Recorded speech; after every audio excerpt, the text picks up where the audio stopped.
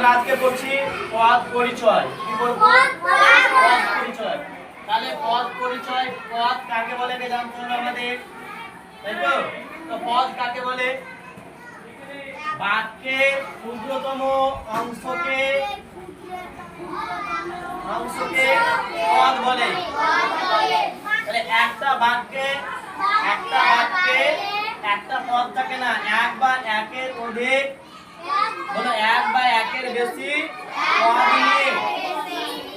পদ নিয়ে বাক্য গঠিত হয়।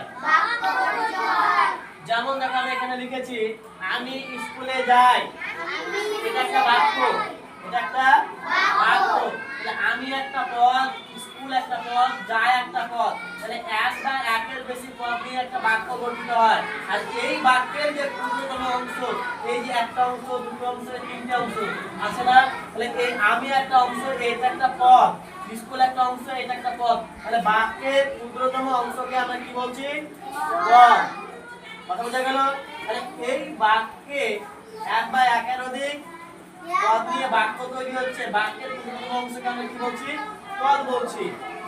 তাহলে এই বাক্যে কয়েক ধরনের পদ আমরা ব্যবহার করে থাকি। কত ধরনের পদ ব্যবহার করি? 5 ধরনের পদ আমরা ব্যবহার করে থাকি। কয় ধরনের পদ ব্যবহার করি আমরা? 5 ধরনের পদ আমরা ব্যবহার করি। তাহলে কয় ধরনের বললাম? 5 ধরনের। 5 ধরনের পদ আমরা ব্যবহার করি। এক, কি? বিশেষ্য পদ। কি বললাম আমি? বিশেষ্য পদ।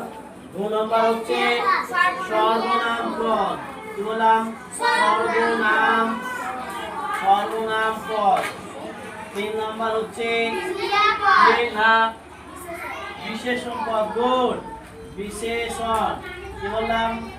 বিশেষণ পদ।